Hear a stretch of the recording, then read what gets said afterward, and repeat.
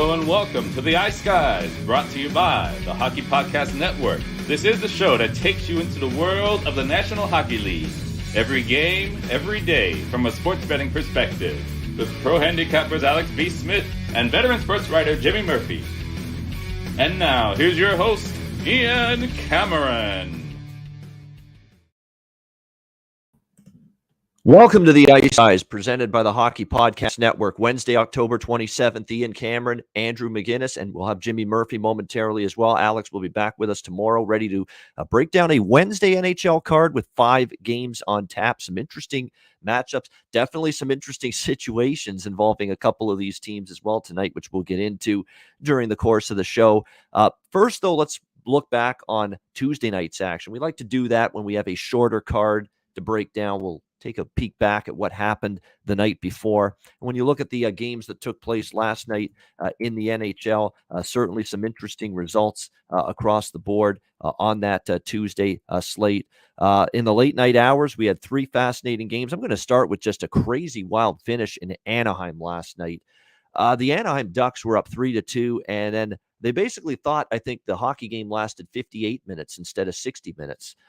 Because in the last 2 minutes, it was a complete implosion from the Anaheim Ducks, spearheaded by Nikolai Ehlers, who tied the game with a bullet shot off the point. No chance for John Gibson to tie that game 3-3. And then off the face-off, the Jets get the game-winning goal with a minute and 1 second left. And again, it's Nikolai Ehlers for a 4-3 stunning comeback win against the Anaheim Ducks. Pretty brutal if you had the under too, because that game, at 5.5 was the total. Even at 3-2 Anaheim, you still need the empty net goal or the Jets to tie it. That happens. And then, of course, they take the lead. So tough beat for the under. Absolutely brutal if you had Anaheim last night. The Jets come back to win that game by a score of 4-3. Look, Anaheim, not that team defensively, and their goaltending, which, early in the season was bailing them out, not doing that quite as much lately. So quality win there for Winnipeg, continuing to win without some key players in the lineup as well. We talked about San Jose yesterday and that I was reluctant to back them off their first loss of the season at the end of the road trip, and they just didn't have that extra gear at any stretch of the game against Nashville last night. They lose 3-1. The Minnesota Wild, 3-2 victory over the Vancouver Canucks last night. Again, there's another spot that we talked about. I know Alex liked Minnesota in that game. Talked about Vancouver being on a very long road trip, maybe not being at their best in that first game back home. And Minnesota gets a nice 3-2 victory there in that game. Vegas, give the Golden Knights credit. Things are not going well for them. They are depleted as shit right now with their lineup, and they found a way to beat Colorado by a score of 3-1, a desperately needed victory for a shorthanded Golden Knights team. Tampa Bay, their best game maybe of the entire season, pretty much in control start to finish, 5-1 over Pittsburgh. And the red-hot Calgary Flames, 5-3 win over New Jersey. Andrew Mangiapane's tied with Alex Ovechkin for the league lead in goals so far. He's been absolutely magnificent, and I've been asleep not looking at goal scorer props with Mangiapane. That's going to start changing in Calgary's next game. You could guarantee that. I'm going to be starting to look at some goal scorer props with him. He's been magnificent. And really, to be honest with you, the World Hockey Championship, he played for Canada, and he was just a goal scoring machine at that tournament. And he looks like he's gained even more confidence from that. And he's carried it over here to this new season with Calgary. He's off to a terrific start. And now Calgary, a great road trip continues for them. They beat New Jersey 5-3, who were awful last night. We do have to point that out. While Calgary was good, New Jersey was absolutely brutal in that game last night in that 5-3 loss. And speaking of brutal, hate to say it with Andrew with us, but the Montreal Canadiens, brutal. Last night against the Seattle Kraken. 5-1, defensive miscues, turnover. How many turnovers did I see at the blue line last night from Montreal? Gosh almighty. God damn it. That was just absolutely awful to see all of that. Just one turnover in the neutral zone, one turnover at the blue line after another. Just sloppy play, and Seattle really was hell-bent on getting that first home win after losing to Vancouver, and they did it in style, 5-1, and I'm seeing these press conferences with Josh Anderson and Jeff Petrie after the game, blank stares, 1,000-mile stare, very, very depressed, gloomy faces, gloomy gusses all around for a 1-6 team. Bad situation for Montreal. So much for the Detroit win, giving them a little pep in their step and a little momentum. Momentum crushed last night in the Emerald City. Andrew, we'll welcome you in. What did you think of last night's games? Ian, can you hear me okay right now? Yeah, I can. I just want to say, I mean, I'm pretty much with you on everything you just said. You did a pretty good recap there. Obviously, I was upset about my my pick with the Wild and Canucks. It turned out it should have just been the Wild. I mean, these schedule spots are something that we have to consistently look at from now on. I mean, it's only early in the season, but teams playing their first game back off a road trip, whether it's been 2, 3, 4 games, seems to be a pretty good bet on spot. And also these home openers. I mean, Alex pointed out about Seattle and their home opener. People love to buy into the hype, right? They love to buy into home opener, first game, in Seattle, Vancouver off a road trip. Doesn't matter. I mean, fatigue's a thing. So looking at that from moving forward, would have loved to have gotten an empty net goal there, but got to talk about Montreal, man. The over with them. I'll keep riding their over 5.5 if I keep getting them. Yeah, you can't feel bad about that. It's a tough break. I mean, 3-2, and we're not even worrying about the bet losing if you just get an empty net goal or if Vancouver ties it. Unfortunately, it didn't And did you happen. see that breakaway goal too? That breakaway goal went off the post, or the breakaway. Yeah, that was tough to watch, man. So, interesting night overall. Calgary. Well, I gave out the under on that game. Tough start for that one. Holy crap, man! No defense was played there. I thought that Calgary would slow down. It's the exact opposite of what they did. So we'll find out if they're the real deal, but I'm not going to buy in just quite yet on them.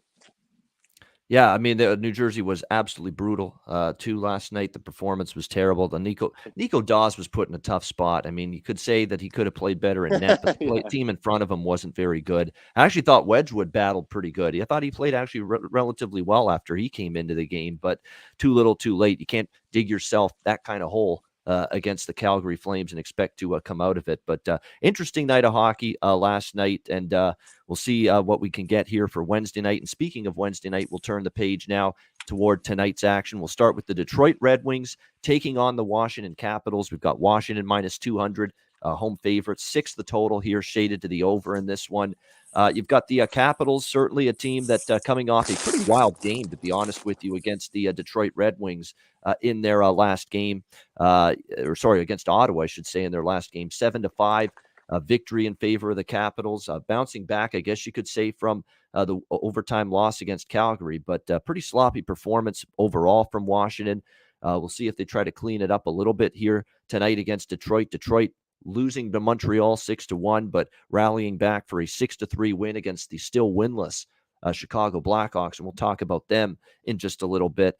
But, the Detroit Red Wings, the one thing about them is they've been competitive in the majority of their games. So far this year, they're off to a 3-3 start through 6 games, beating Vancouver, beating Columbus, beating Chicago. The losses were to Montreal, to Calgary, who have been red hot, on this road trip, and Tampa Bay, a game they should have won.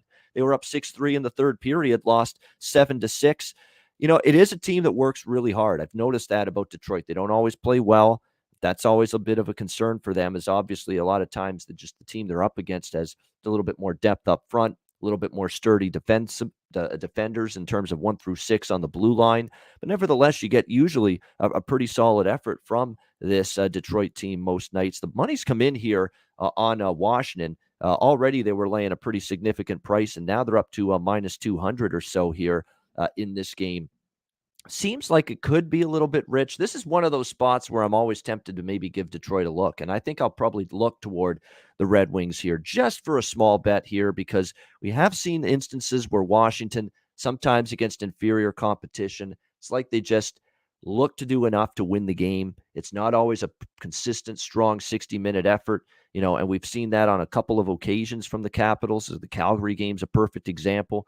And the fact that they didn't come out strong or sharp in that game. And even the Ottawa game the other night, terrible lapses multiple times in their own zone, allowing Ottawa back in the game, even after Ottawa had a 4-1 lead after the first period. And you're going to have a situation now where you got a goalie, and Vitek Vanacek hasn't played for a little bit. He's going to get the call here for Washington in net, and it's going to be Thomas Greiss for Detroit. And Greiss is off to a very good start. In fact, he's outplayed Alex Nedeljkovic, which isn't necessarily something that I expected coming into the year, but 2-1, 2.8 goals against, 914 save percentage. So yeah, small flyer here. Detroit Red Wings plus 180 I think it's worth a shot here. Again, I'm looking to take some shots with Detroit in these price ranges against certain teams that have shown some vulnerability, playing down to their competition. Kind of saw that from Washington, even in the win against Ottawa. Was not impressed with their 60-minute team game, especially in their own zone. So I like Detroit here a little bit, plus 180. It's a small bet only, but worth the flyer, in my opinion, at this price. We got Jimmy Murphy back with it. We lost Andrew. We'll see if we can get him back. We got Jimmy Murphy with us as well now. Jimmy, what do you think here, Detroit and Washington? Yeah, I mean, I'm with you. I think we all agreed, Ian, that heading into this season, we like Detroit to be one of those pesky teams that are going to screw up a lot of people's betting sheets, and steal some games, or at least get that plus 1.5. And that's where I'm going to go tonight. I think they could pull off the win. I see where you're going with that, but just to play it a little safer, I'll go with that plus 1.5.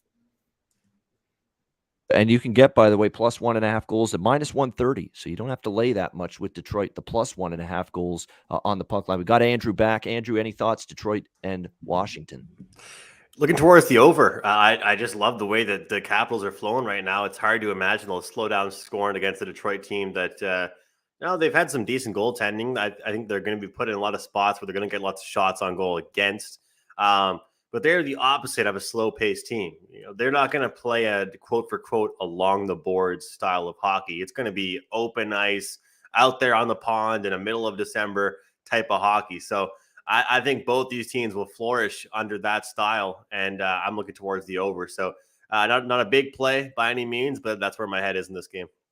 All right, lean over, and certainly a couple of higher scoring games recently for Washington.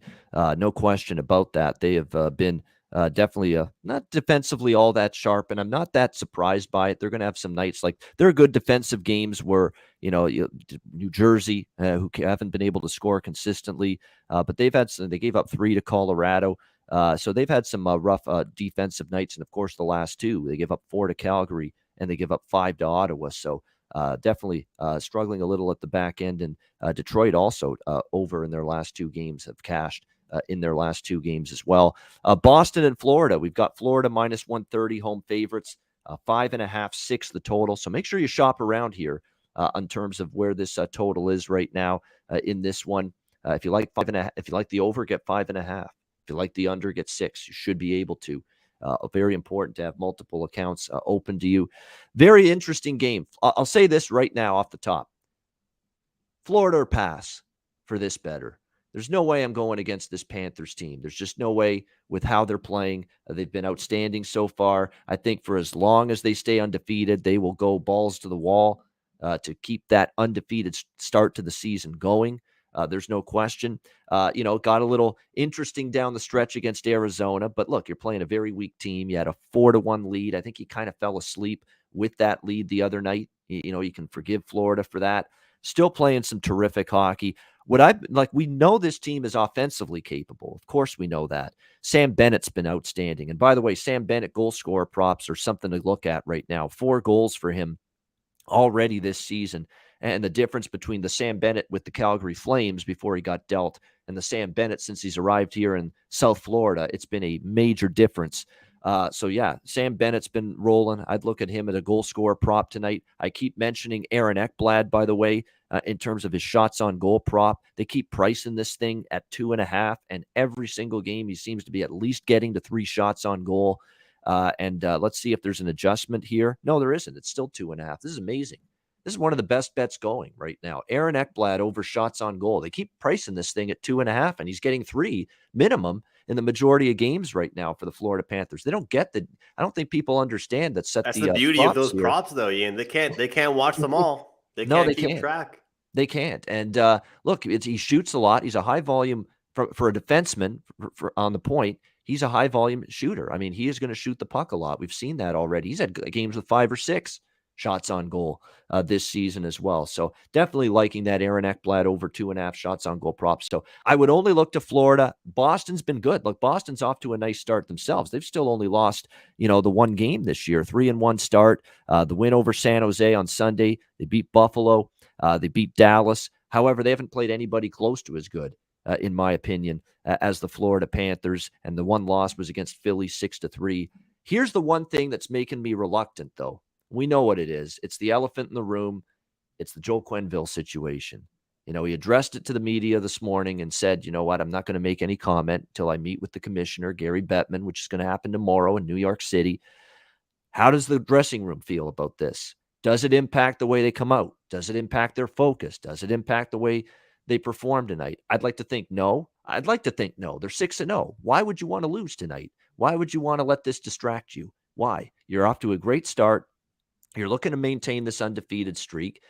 You're looking to keep this great start to the year you've had going. You look at the Boston Bruins as a team that's been a perennial Eastern Conference playoff team, contender, whatever you want to call them the last few years. Why would you not be fired up to play tonight if you're the Florida Panthers? So part of me says, yeah, the Quenneville stuff's going to throw them off their game. Part of me says, no, it's not going to be a factor. Florida will be businesslike, workmanlike, play well tonight. And if they play well tonight, they win. It's going to be a bet for me. I'm going to make it official. Florida -130. Going to keep it smaller because of the concerns about, the Coach Q situation, how that will impact the room. But to me, Boston hasn't played anyone close to Florida yet, quality yet. And I think the Panthers can get the win here at -130. That's what I'm on. Jimmy, this Bruins team well. Can they hand the Panthers their first loss of the year? What do you think? Yeah, it's interesting. I was thinking kind of the same way as you. How is this Coach Q thing going? I'll take just quick thing on that too. In no way possible. I don't know what the Florida Panthers are doing, what Coach Q thinks he's doing. He should not be coaching this game right now. It's just a horrible look.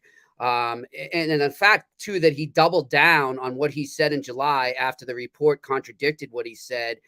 He needs to get a new lawyer. The Panthers need to get new PR people because they look like absolute idiots today. So that's all I'll say on that. Does it distract the team? If he wasn't coaching, yeah, I think it would distract the team, but he's there. So nothing really changes for them, right? And I mean, I can't off the top of my head think of anyone that's on that Florida Panthers team that was on that 2010 Blackhawks squad. I don't think there is. So I don't really think that that's, I'm not saying it's that they're not sensitive to it or they're not, concerned about what happened with Chicago. I'm just saying like it doesn't directly affect them. So I don't think that's going to be a distraction. But with this team, look, yeah, they're definitely the better team. And this is, like you said, this is the best team the Bruins have faced. And then they're going to say the same thing again tomorrow, probably, facing two undefeated teams in a row. It's a tall task for the Bruins here. I'm going to stay away from the side because a part of me thinks the Bruins could sneak one here and get it. But I love the over 5.5 in this for sure. I think there's going to be a lot of scoring here. I think it could be a great game. I almost could see an overtime, but I'll just stick with the over here. And I'm going to jump on your Ekblad shots as well. And I got it at 4+ shots for +120. I'm going to take that for Aaron Ekblad. And I'm also going to look on the other side. Give me Charlie McAvoy. I'm seeing 4+ shots at +125. So give me that as well. I'm adding Sam Bennett over 2.5 shots too, because not only has he been scoring, but he's been 4 shots on goal against Arizona, 3 against Philadelphia, 4 against Colorado. He's had 5 of the 6 games have gone 3 or more shots on goal to Sam Bennett, and his shots on goal prop is 2.5 at even money as well. So to Sam Bennett, throw that in there as well. Sam Bennett over 2.5 shots. You mentioned McAvoy, Jimmy. McAvoy this year. You're right. He's been looking to shoot the puck a little bit more this year. He's had 5. He had 5 against Dallas, only 0-1-1 the last 3 games. But I feel in this kind of game, he might get more room. So there's something to that here, liking McAvoy. And like I said, Bennett and Ekblad over shots. I actually like those 2 bets probably as much, if not more, than the Florida bet, to be honest with you, in this game tonight. And Ian, too, another Florida guy to watch, too, because he seems to always play well against the Bruins, his former team, and actually a native of the city I live in right now is Frankie Vetrano. Give me Frankie Vetrano for some shots in this game. He steps up against the Bruins and does his best to make them regret trading him a few years back. I think I can't remember off the top of my head his exact numbers against the Bruins, but I do recall since he's been with Florida, he's had some good games against them. So definitely. And he had 3 shots on goal against Arizona. And funny enough, I had breakfast with his father the other day by chance. He local breakfast joint I go to a lot. He just cruised in and he recognized me, started talking me up, and really good guy. So, I'm kind of rooting for him a bit. He was a good kid to deal with. And, of course, I'm on it, too. I mentioned Sam Bennett, plus 275 anytime goal score. Sign me up. I mean, what are you going to – 4 goals already, plus 275. Are you kidding me? That's not a price I'm passing up. Andrew, what do you think here? Bruins and Panthers. Yeah, I've taken a look. I mean, if you look at the prices here for them and the guys, the teams that they've played as far as the Bruins go, it's been a lot of bet on spots for them. You take away that kind of blunder against Philadelphia Flyers where they kind of, escaped their identity. Which team have we seen, consistently do it so far this year? And I think we're getting a pretty good price here. So either it's a trap and the Bruins can go in and say, hey, look, suck on this, you undefeated team. But I don't think that's what it'll be. I really think the Florida Panthers here, they have more guys scoring, more guys contributing, I think. And, I really like that bet on spot for the Bruins at the Garden against the Sharks, early afternoon game. But those are the kind of spots I'll look for with the Bruins. Look down the schedule here for this team with the Florida Panthers. They've got the Washington Capitals a couple games down the road. Then they're playing the Bruins at the Garden in a couple days. All right. I really feel like that's the game where the Bruins beat them back home, at the Garden. I think that's where they get it done. So for me, looking at this one, I just think it's one of those things where if this was mid-season, we'd be riding a streak. There's only one time a streak can end, but a streak can continue and continue and continue to snowpile. And that's what I'm looking at here with the Florida Panthers. So I'm really interested by your guys' thoughts there on the shots. And Jimmy, you kind of got me struck here with the over thoughts because I see the Bruins as being such a defensive team, but maybe they've. Did you see the third period the other day? Yeah, exactly. Wasn't defensive. I know. No, man, their defense is a mess right now. They've got some new guys there. They're still looking for chemistry. And if you watch them closely, if you notice in the games, Cassidy hasn't kept pairs together for long. He's mixing and matching a lot during the games, which I get. It's early in the season. You're trying to find, you're trying to establish some chemistry, but maybe you got to have a little more patience and let guys stick together. I think it's kind of backfiring on them. So you're convincing me. I didn't like that game at all. He kind of snapped at me in the press conference. I started the press conference off saying, what did you think of the team unraveling a bit in the third period? He's like, we didn't unravel. Those are 2 goals and no goalie stopping those goals. They're tip-ins. It's not unraveling. We were fine. I think he's just saying that to guard his team. I mean, they sucked in the third period. They were lucky they won that game. Yeah.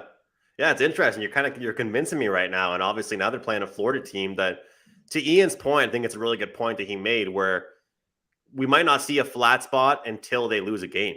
They're gonna keep going undefeated. Remember the Steelers last year, guys, when they were undefeated for so long and they ended up being kind of overrated. And then they lost a few in a row. Yeah, you always lose a few in a row after that bubble burst, and you lose after a long win streak. Yep. Yeah. Good point. Guys, too, another thing I'd look at, too, is Allmark. I know he's got the win, and give him credit. I thought he kind of held down the fort a little for them in the third period there. But at the same time, those 2 goals by San Jose are a perfect example. If you get big bodies in front of him, you're going to score on him. And so I would think that, Coach Q is telling his forwards to just sit right in front of Allmark tonight, and they're going to look for a lot of tip-ins. So that's something to keep an eye on. By the way, we're going to start mentioning these because they're great stats. Chris Otto, who's yeoman's work. Yeah, thank you, Chris. You've been doing a great job. Send that out to us. I appreciate it. Yeah, they're awesome. With all the totals, we're talking about full game totals, tracking first period totals, second period totals, third period totals of every team in the league. And he mentions in our chat here, and this is worth noting for in-game betting. Like if you're an in-game bettor, pay attention.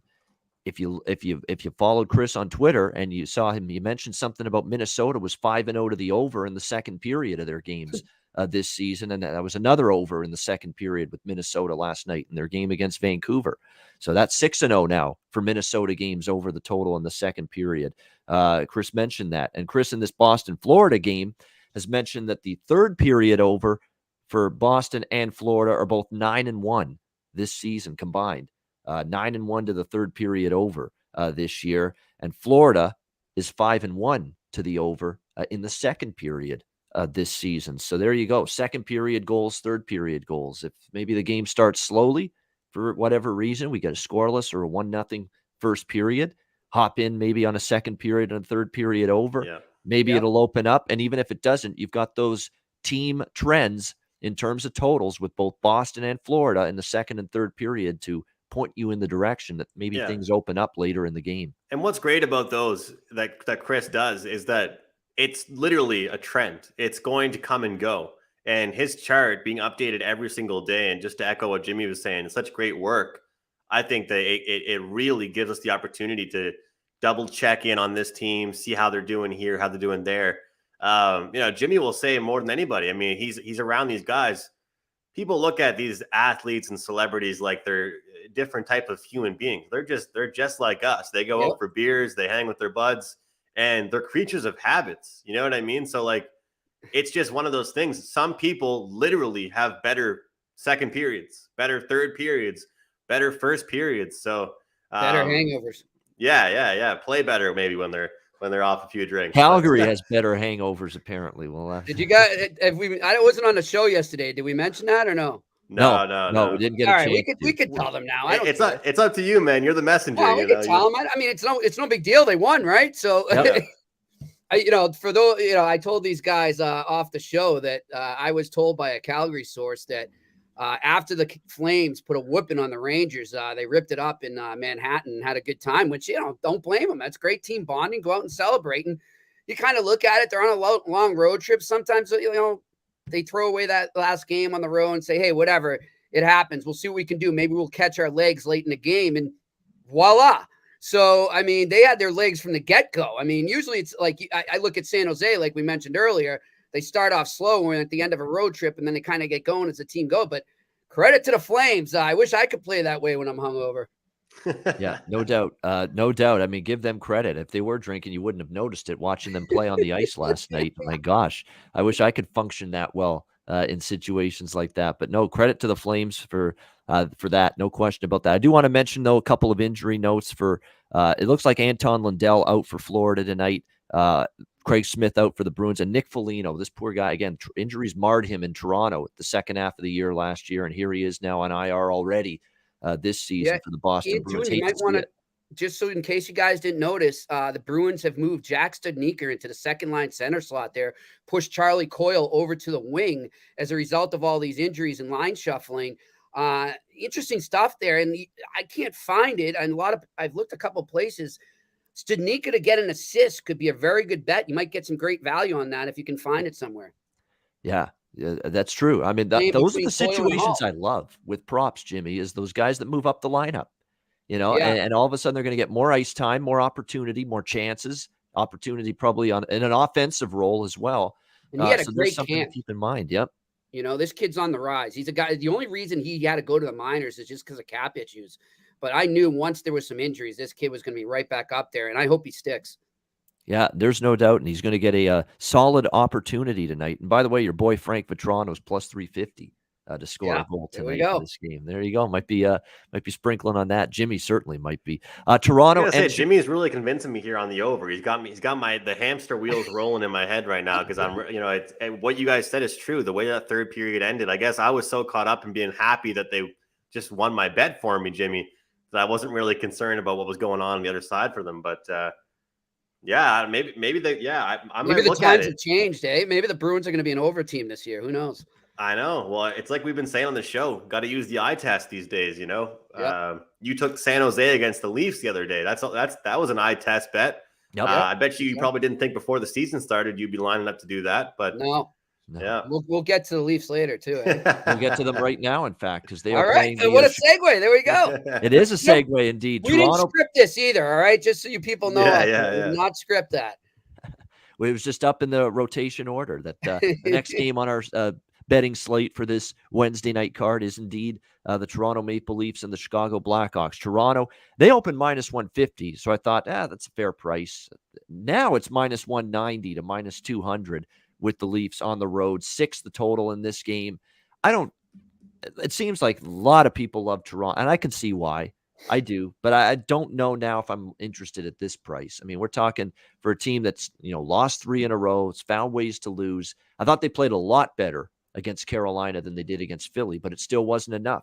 There were still those breakdowns. There was still that inability to finish, other than one wraparound goal that Austin Matthews scored in that game against the Hurricanes. And really, other than that, lack of finish. And, not much from Tavares. He did hit a goal post, but no finish. Marner, maybe one shot on goal. Terrible. You got to generate more than that. Obviously, no finish for him. Nylander didn't do a whole lot. He missed the net a couple of times. it's a team gripping the stick because the puck's not going in for a lot of their best players at the moment. And that continues to be an issue. Could Chicago be the cure that ails them? Absolutely, it could be, because we know Chicago, they've had trouble keeping the puck out of their own net throughout the course of the year. They give up 6 to Detroit. They give up 4 to Vancouver, 4 to the Islanders, 5 to Pittsburgh, 4 to New Jersey, 4 to Colorado. They have not given up fewer than 4 goals in any of their games this year, and they're 0-6 right now as a result. This team, you know what I'm going to bet here tonight in this game? This is the bet. This is the bet right here.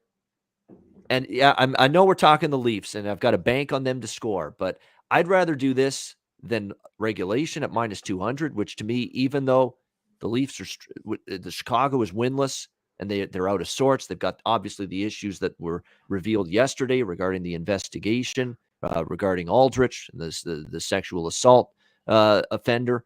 All of that going on yesterday. It's just an organization that on the ice, they're playing poorly. They're not winning. They've got these issues off the ice. I understand all of that, but rather than -200 with Toronto, regulation with Toronto, puck line with Toronto. Small bet for me again here, because you got to buy Toronto scoring, finishing, putting the goddamn puck in the net, which has been an issue for them, in so many games this year. But the bet for me is Toronto team total over 3.5 here. It's even money. It's the much better option. -110 on an over 3.5 with the Leaf team total than a -200, on the money line, or a regulation price, which now has gone up to in that -135 to -140 range. I would just think that Toronto can finally, something's got to give, right? Chicago's allowing goals in bunches. Chicago's allowed 4 goals in every game, 4 or more. That's all you need out of Toronto. You cash this ticket. You don't have to worry about the other end of the ice, where Toronto's kind of had some issues too with breakdowns, with allowing odd man rushes. That victimized them a little bit as well. Against Carolina the other night in the loss. Just focus on Toronto. Finally, the floodgates at least a little bit opening for them. That's the bet I'm keying in on this game, is Toronto team total over 3.5 here against Chicago. Jimmy, what do you think here with the Leafs and the Blackhawks?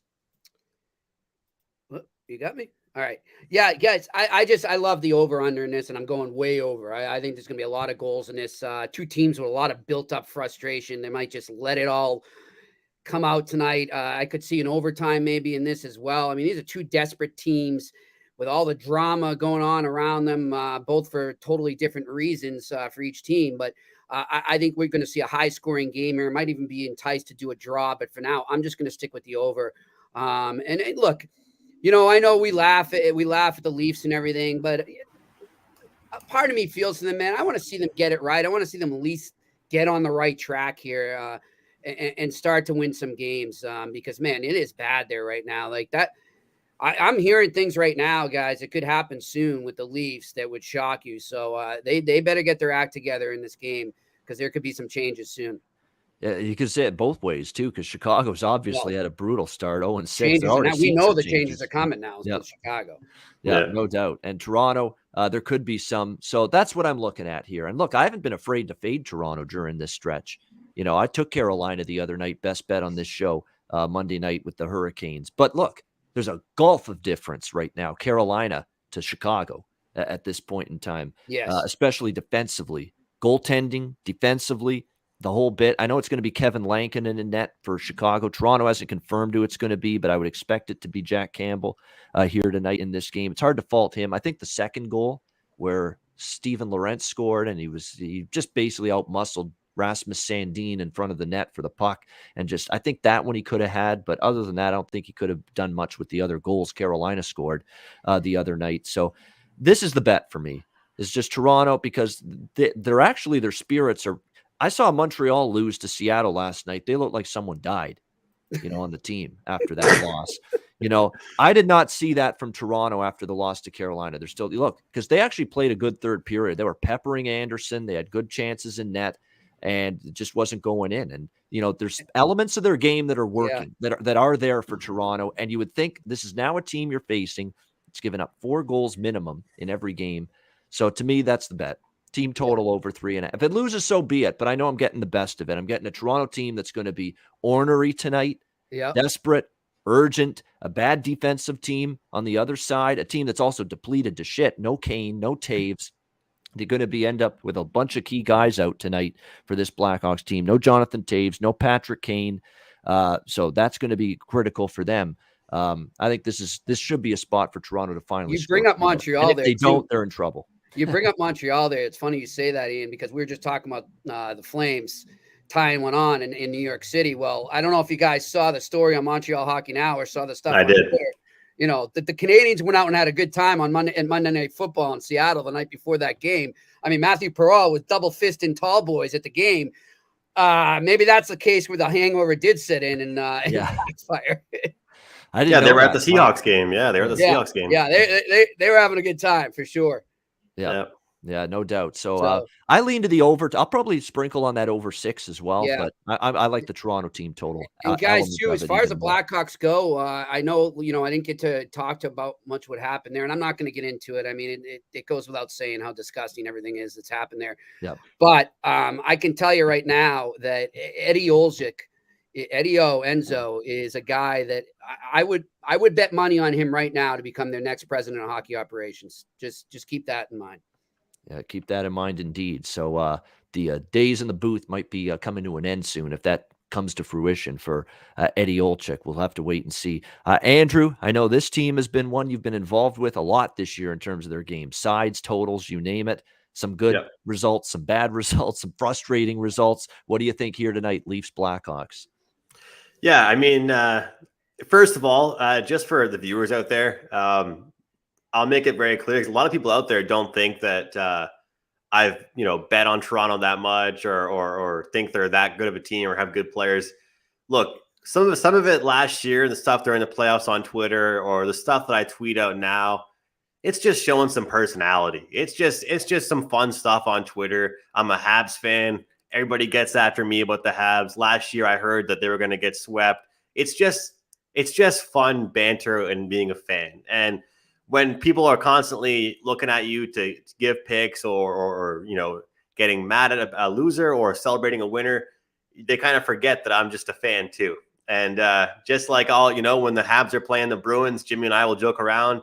It's the same kind of thing. So I don't actually, wish anything bad upon these Leaf players. I hope they have great careers, but I literally love chirping the Leafs. It's fun. Like Jimmy says he feels bad for it. I think it's hilarious right now what's going on. I'm being completely honest. Like, I think it's funny. But I wanted to say this before I get into the game, and I bet you one of you guys might disagree with me here, but at what point, I don't understand how Sheldon Keefe is the target right now. Why is the red dot on his forehead? Like, to me, this is like, take away all the bad stuff and writing down all the worst players, whatever that Babcock did. Literally the exact problem is happening to this Maple Leafs team. They don't score any greasy goals. They aren't rough around the net.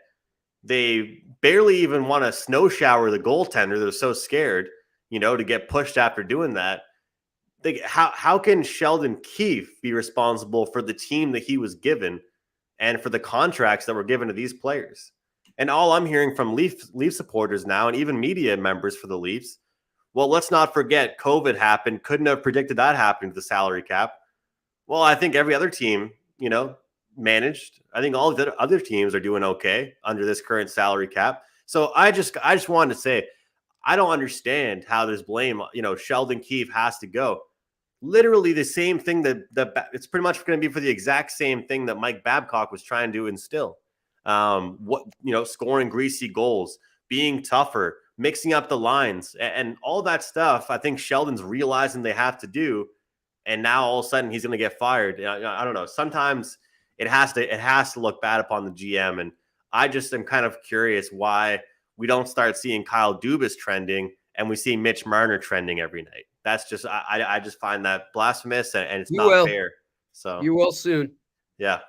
They lose tonight. You're going to see it tomorrow. Trust me on that. I hope so.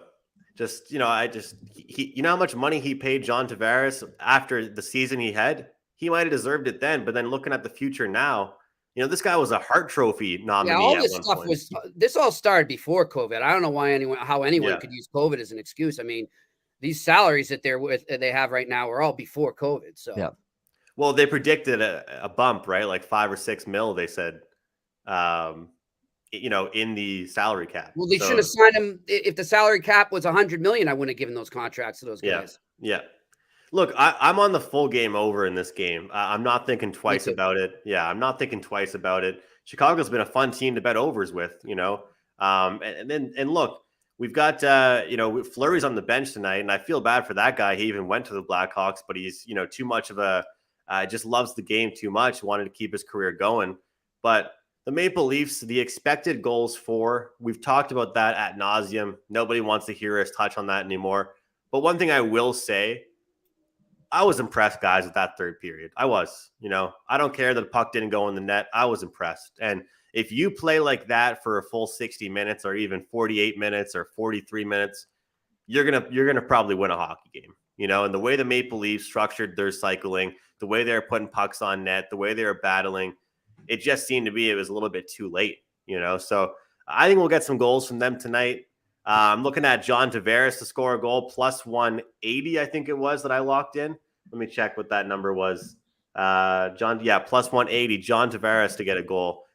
Somebody that people kind of looked upon as a 200-foot player, and everybody wants to look at Nylander and Matthews, but you know, Tavares has hit like 3 posts this year.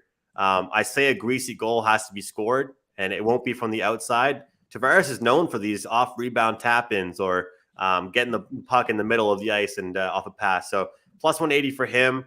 And point prop here for a Blackhawks player, Dominic Kubalik at minus 110, just to get a point, to be involved in a goal tonight for the Chicago Blackhawks, a young player I've been really impressed with. No Kane, no Taze.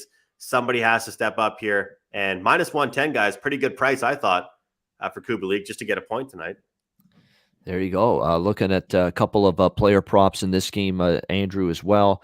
The one I'm looking at, the player I'm liking, because I do like, there's one player tonight that I'm on for shots on goal and to score a goal, and he's getting top line minutes right now for the Toronto Maple Leafs. Michael Bunting, the overlooked guy. Everyone talks about Austin Matthews. Everybody talks about William Nylander.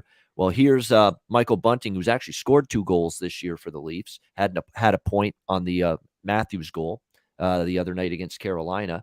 And here's a guy that I think can contribute here to this. Now, his shots, you know, numbers have gone down a little bit, but this is Chicago. They yield a lot of shots. They're struggling defensively. But early in the year, there were games he had 6, he had 3, he had 5 shots on goal, Michael Bunting. So I'm going to go to the well with his over shots on goal prop here in this game. And I'm also going to go to him to score a goal, which you can get at plus 400. Plus 375, plus 400 even at some spots for Michael Bunting. Playing on the top line, so you know he's going to get the minutes. You know he's going to get the opportunity with Matthews and Nylander, and he's against a team that's 20th in the league in expected goals against this season, Chicago. Toronto's first, by the way, in expected goals for. So again, that goes back to my point, too, with the Leaf team total over 3.5. If not 4 goals tonight, when? When exactly? Yeah. That's the way you got to look at it. Yeah, no, definitely. I agree with you. And that's what's kind of funny about this team right now. And you talk about the expected goals. You know, you look at with Chicago, they haven't even played a team like Toronto yet. You know, like, I don't know. I look at Vancouver. I think they've got some talent. Their top 6 is improved, but I don't think their top 4 or 5 players are as skilled as Toronto's, you know. Detroit beats Chicago 6-3. You guys think Detroit has more talent than Toronto? You know, maybe right now they do. No. Maybe right now. But they're working harder. They're working better than Toronto. They're working better. Yeah. But I mean, 4 goals a game at least for the Blackhawks giving up. Can't fault Ian for his team total there. I'm just taking with the full game over. But I find it so interesting. And this team right now, they make up like a defensive blunder every single game. And then the funny thing is the defenseman will get called out, and it'll be the reason why they lost the game for them. But realistically, they're getting like 1 or 2 goals. You know, who was it that made that turnover this time around? Was it Riley or I'm not sure who it was. I must Justin say that Hall. Muzzin and Justin Hall combo is struggling Yeah. big time the last few games. I mean, they've been on the ice for a lot of goals against the last few games. The Pittsburgh game, the Carolina game. They've got to figure it out. Either that or Sheldon Keefe's got to maybe split them up. But yeah, Jake Muzzin, Justin Hall, that second pair. I think Brody and Riley have been. Brody's good. Brody's the best, sturdiest defenseman they've got in terms of playing in his own zone. By far, it's not even close. I don't think any of their defensemen should jump into the rush. Zero. Yeah. Let your forwards do the work. Why are the Islanders so good at hockey right now? Past 3-4 years. The defensemen are barely caught up the ice. Forwards are barely replacing defensemen to play defense when the defensemen pinch up. They let their forwards go to work and they play defense, Yeah, you'll see the Islanders pinch when they're trailing in a game, particularly in the third period. Other than that, they're going to maintain their structure, they're going to maintain their system, their discipline. That's the way they do things, and that's, you're right, different from the way Toronto does things. All right, we move on to Vegas and Dallas next up. Dallas minus 155, home favorites, 5.5 the total in this one. This is an interesting game because Vegas gets the win last night. They needed it desperately. They beat a pretty good Colorado team as well. So big credit to the Golden Knights. But now they're working on the second night of back-to-back games on the road, playing in Denver, the thin air, the high altitude last night. Now traveling to Big D to play Dallas tonight, and they're still very much shorthanded. Alec Martinez still out. Zach Whitecloud still out on the blue line.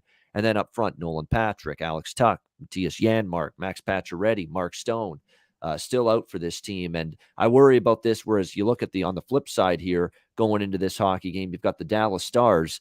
They've just been waiting now for this game since Monday night, where they lost in Columbus 4-1, returning home, looking to bounce back with a better performance, and a team that's probably getting healthier as well tonight. Some big time.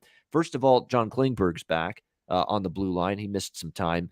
Jason Robertson, a guy that had an upper body injury, but he's going to be activated and in the lineup. This was one of Dallas's best forwards the second half of last year. So getting Jason Robertson back going to be huge for the Dallas Stars. And it looks like Blake Como, a sturdy, solid two-way depth forward on that bottom six. Looks like he is also going to make his Dallas debut tonight. So they're getting almost a full lineup now on the board here, this Dallas team. I like Dallas, but I'm going to go in regulation here for a bit of a better price.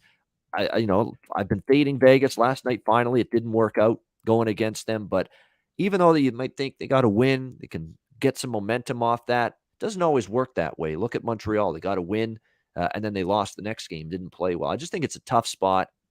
Second in a row on the road in as many days. Dallas getting healthier, and Dallas off a loss as well against Columbus to end that road trip. So I think you get a good performance from them in a bounce-back situation tonight. So I'm going to go with Dallas here, but going to go for the regulation line here for better price. Dallas minus 105 plus 100 in regulation, right around even money. Jimmy, what do you like here, Vegas, Dallas?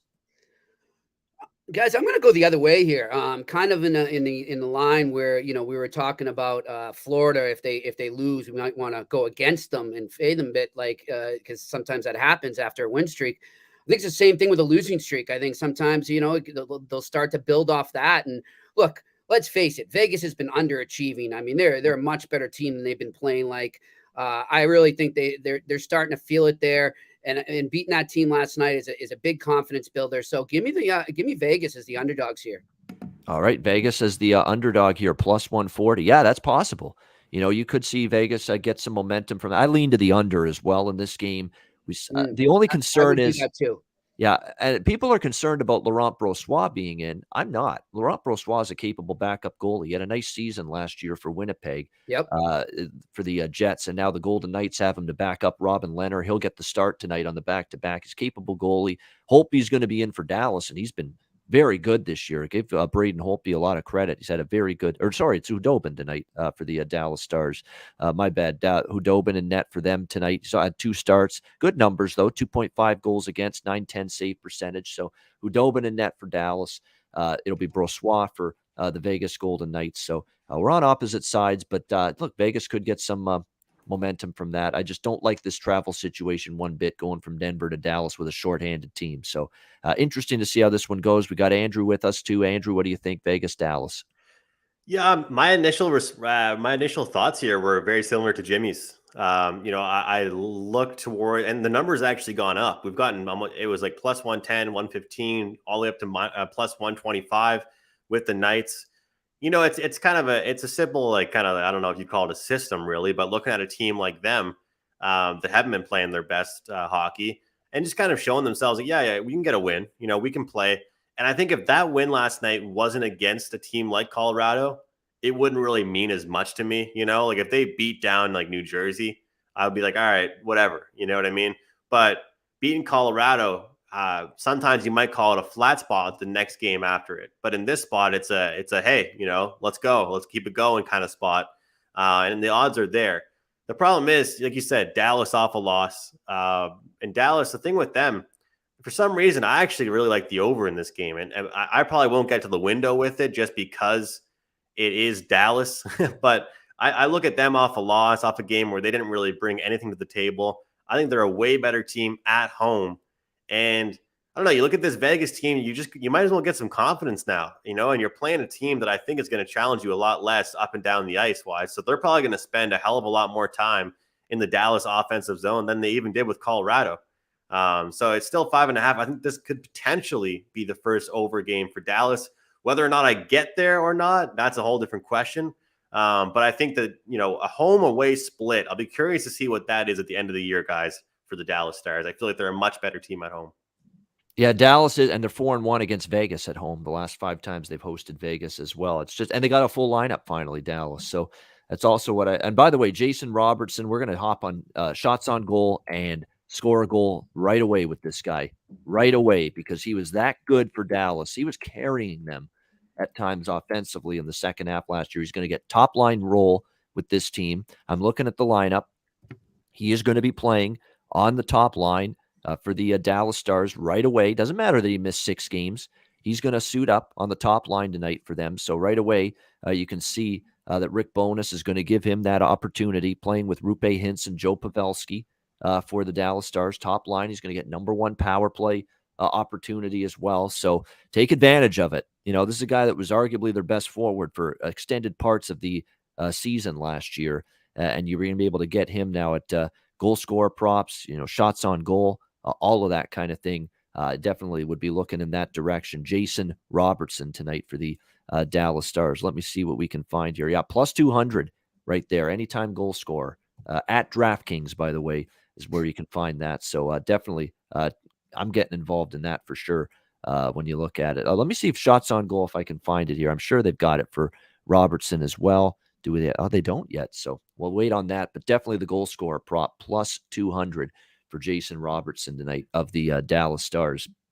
Definitely, in my opinion, worth a look. Speaking of DraftKings, we're going to mention DraftKings now. Of course, official sports betting partner of the NFL and now the NHL as well. And again, doing absolutely great work with the Hockey Podcast Network as well. Happy to have them as our partners. And a reminder that as the official sports betting partner of the NFL and NHL, DraftKings Sportsbook has you covered. New customers can bet just $5 on any NFL team to win their game this Sunday. And if they do, you win $200 in free bets. Winner, winner, chicken dinner. It's that simple. If DraftKings isn't available in your state or you reside in Canada, don't worry. You can play for huge cash prizes all season long with DraftKings daily fantasy sports contests. DraftKings giving all new customers a free shot at millions of dollars in total prizes with their first deposit. Download the DraftKings Sportsbook app now. Use promo code THPN. Bet just $5 on any NFL team to win their game and win $200 in free bets. If they win, you win with promo code THPN. This week at DraftKings Sportsbook, official sports betting partner of the NFL and the NHL. Must be 21 years of age or older. Must reside in a DraftKings Sportsbook state. New customers only. Minimum $5 deposit and $1 wager required. 1 per customer. Restrictions apply. See DraftKings.com/sportsbook for details. Gambling problem? Call 1-800-GAMBLER. Download the DraftKings Sportsbook app now. Sign up for an account. Use that promo code THPN. All right, we've got our final game of this Wednesday card. TNT, national television game, Philadelphia and Edmonton. We've got the Oilers minus 180, home favorites, 6.5 being the total in this game. The Philadelphia Flyers, certainly a 2-2 start, but their first road game of the season. We'll see how they handle that going on the road and facing this red hot, and I mean red hot Edmonton team, 5-0 to start the season. They've played extremely well. You look at what they're doing offensively. They've gotten it rolling. Obviously, already this year, we're seeing what Connor McDavid's doing for the Edmonton Oilers. 6 goals, 7 assists, 13 points for Connor McDavid in just 5 games. How good is that? Like, he's got 13 points in 5 games. Just insanity. How good he continues to be for the Edmonton Oilers. And I love what TNT is doing. There's been this reluctance over the years for the national TV holders of the NHL in the United States to put the star players on simply because, it's a Canadian team, and the Canadian team doesn't get the rating in the United States on the ratings, whereas 2 American teams would. TNT is saying, nonsense. This is Connor McDavid. We've got to show games involving him. He's the superstar of the league, one of the faces of the league, if not the face of the league right now. And we got to get his games on national television here. So props to TNT for making that executive decision and putting Edmonton in a TNT televised game tonight on Wednesday night. So well done by the executives there. That's what you got to do. You got to market the league. You got to, improve, the visibility of hockey. You get the fan base excited. You do that by showcasing the absolute best players that the NHL has to offer. And Connor McDavid, clearly one of those. So well done by TNT with that. I don't really have a strong opinion on this game. Obviously, Edmonton's well priced, minus 180 in this game. And they are coming off, 2-game road swing through Arizona and Vegas. It is worth noting, by the way, Edmonton, since a 3-2 loss, or 3-2 shootout win, I should say, to Vancouver, they have scored 5 goals in 4 straight games, a minimum of 5 goals in 4 straight games. And I don't know yet, guys, how good Philly is defensively. I know they beat Boston. I know they beat Seattle, and they played good defensively in those games. And then they had games against Florida where they didn't play good defensively, gave up 30 shots, gave up a power play goal, and a horrible game defensively against Vancouver, including Carter Hart, who was not good that night. Gave up 2 power play goals, and Vancouver scores 5. They win in a shootout 5-4. This is going to test this Philly team, and I'm not sure yet I'm ready to say I'm going to back them, and I trust them to be up to the task of shutting down an Edmonton team that, as I just mentioned, has scored 5 goals minimum in 4 straight games. This is another team total lean for me. Edmonton over 3.5. I don't know if I'll get there. I don't know if I'll bet it, but it's a strong lean for me. Edmonton over 3.5, minus 135, their team total. I would look in that direction because I'm not totally sold on this Flyers blue line other than Provorov. I'm not totally sold on Carter Hart yet in between the pipes, and this is going to be one of the biggest tests he's had this season. So right now leaning toward the Oilers team total over 3.5 in this game if I were to get involved in it. Jimmy, what do you think here with Philly and Edmonton? Yeah, I mean, everything points to Edmonton here, the way they're playing. The one thing I wondered, they were on such a roll. They got a little layoff there. Does that sort of stunt the momentum they had? But I'm going to pass on this, guys, just because I can't get a full grasp on it. But if I was going to do something, I would definitely lean towards Edmonton. All right, lean toward Edmonton for Jimmy. Andrew, what do you think here, Flyers and Oilers? I got to look towards Edmonton in regulation here. Look, we kind of talked about it with Florida, and I'll kind of echo the same comments. You got to pick your spots and figure out when you think a team could get upset, and especially here in this spot, I just don't think this is the team to do it for the Philadelphia Flyers coming to town. And I just think that this, we all, as people that talk about sports betting in the NHL, have discussed for years that we might not have, or they might not have on the Oilers, the depth to score when McDavid and Draisaitl are not producing. And I think Jesse Puljujarvi has come a long way. I think a lot of these guys, Yamamoto, now having Hyman, he's got, he had scored 4 goals in 2 games, it's actually a load off. And I think Wayne Gretzky said it recently. He said, what the best thing that could happen for some of these young stars is that the guys around them start performing extremely well. Not even, take away personal accolades. The best thing to happen to some of these guys and their team success is to see 1 or 2 guys that have been waiting to kind of strive, get it going. And so I don't even think that we've seen the best full defensive effort either against Edmonton here. Keep in mind, guys, how many times have we really seen 6.5s as total this year? Not that many times. My money would be on the total, would be on the under. I'm not sure if I'm going to bet it yet, but I've kept it simple, and I do like Edmonton in regulation at home. I feel like Edmonton's first loss comes on a road trip in a rough spot, but right now they're rolling, they're scoring, and I feel like they're still not happy with their defensive effort, which I like that stuff. If you're playing super well, you're playing pretty good hockey, you're scoring 5 goals like Ian said, and then I hear rumblings that, hey, make sure you do this. That I didn't really like that zone exit. That kind of stuff to me is a pretty good look on them. And you look at that game against Vegas, they still allowed 3 goals. So I might want to clean that up. Edmonton in regulation for me, but I do have a lean towards the under. All right, Edmonton in regulation for Andrew and a lean toward the under. You know what I'm kind of interested in too? Carter Hart over 28.5 saves in this game is kind of interesting to me because you look at the last 2 games, 30 shots against versus Florida for the Flyers, 40 shots against, even though they won that game against the Boston Bruins. 24 shots against was their high water mark in terms of fewest shots allowed, the Flyers. But that was a Seattle team trending toward the end of that long road trip, playing on a back-to-back, and Seattle really didn't have anything in the tank that night. And then in the opening game for Philly against Vancouver, 39 shots against. So again, they are allowing plenty of rubber for their goalies, whether it was Hart or, of course, the Boston game, it was their backup goalie in that night, Martin Jones, but they have been giving up shots. So, and obviously their goalies have had to make saves. So Carter Hart, that over 28.5 saves prop that I see out there in this game tonight, that might be worth a look as well. All right, great stuff with Jimmy Murphy and Andrew McInnis. That is the Wednesday NHL card. Thanks to everyone for tuning in live. Before we wrap up, we'll end the show as we always do with best bets. Jimmy, we'll start with you. What do you like for a best bet tonight? What I like, guys, is that over in Toronto and Chicago. I'm going to go with that. All right, Toronto, Chicago, over 6, minus 115. Best bet for Jimmy Murphy. Andrew, best bet. I'm right there with Jimmy. I'll just double up on that play, over 6. That, if anything, on the board tonight should be a 6.5. It should be that game, but we haven't seen it with the Leafs yet. That probably is a reason why. Also because the Blackhawks are banged up. But, not having Taves or Kane and definitely not producing that much recently, I don't think it's any reason to worry about the Blackhawks scoring. They still have some guys out there that can score, make plays. And let's not forget, isn't this the first game, guys, without Kane and Taves? It is, right?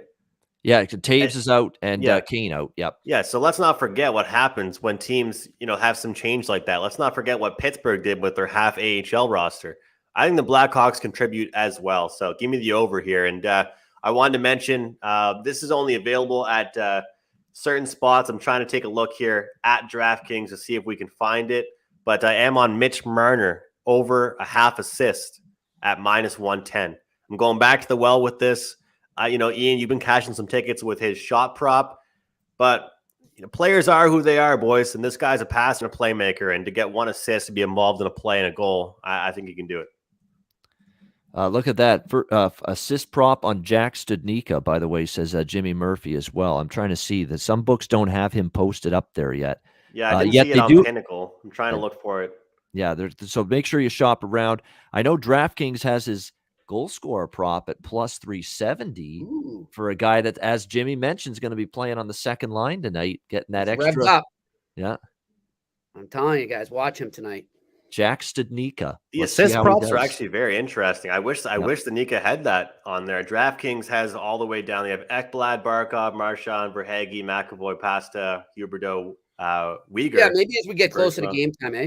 Yeah. Sometimes they add them, because they don't know the full lineup. Early in the day, they hear, oh, this guy's in, and this guy's out. Oh, this guy's all of a sudden playing on the second line. We'll put the prop up. Yeah, I mean, I was looking, guys, like during, and now it's been taken down, but I mean, as of like a half hour ago, Bovada had Kane and Taves in their props. Yes. And it's like, how oblivious are you? Come on, you guys. Yeah, one time I did that, Jimmy, and I hammered that, and it just got voided like a minute later. Oh, yeah.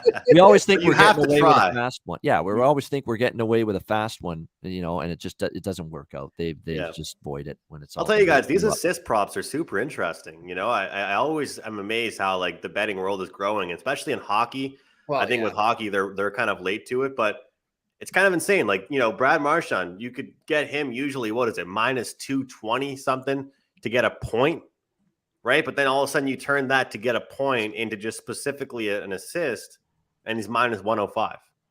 and he gets a lot of assists. Yeah, like Yeah. he creates a lot of plays. You know, he draws people towards him, dumps it off. I think that's pretty cool, honestly.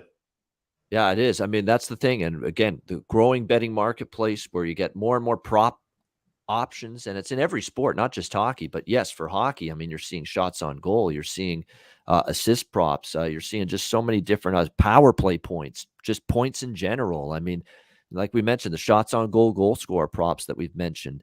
There's just so many good opportunities. The combo bets. I mentioned the Florida and over 5.5 I cashed with against Arizona, the other night. That is a bet I'm going to be looking to make more often, especially with bigger favorites in games like they were that night, the Panthers. So many different options for the better these days, and it's great to see. My best bet, guys, I hate to stay in the same game as you guys, but I'm going to. Toronto team total over 3.5 -110. Yeah, I like If that not too. tonight for them to score 4 goals, I don't know. The Chicago's given up 4 in every game. Toronto is getting the chances. It's time for the puck to go in the I net. think they In put up a theory, it 7 should. spot. How's Yeah. that? I like a touchdown there. Wow, there you go. That'll get you over 6 all by I mean, itself. everybody's scoring touchdowns on the Bears, so why not the Blackhawks? Exactly. So we'll see if the floodgates can open for the Leafs tonight. I'll go with Toronto team total over 3.5 -110 for my best bet for this Wednesday card. And that'll wrap up this edition of the Ice Guys. We thank everybody for joining us. A reminder, the Ice Guys is live on YouTube 7 days a week, Monday to Friday, 2 p.m. Eastern, Saturday and Sunday, noon Eastern. And if you can't watch the show live, download the Ice Guys podcast in audio form on all major podcast platforms, Google Podcasts, Apple Podcasts, Spotify, Stitcher, iHeartRadio, and more. Download that podcast if you can't tune in live. For Jimmy Murphy and Andrew McInnis, I'm Ian Cameron. Have a great Wednesday night. Enjoy the games and good luck, and we'll talk to you again tomorrow on Thursday for another edition of the Ice Guys presented by the Hockey Podcast Network.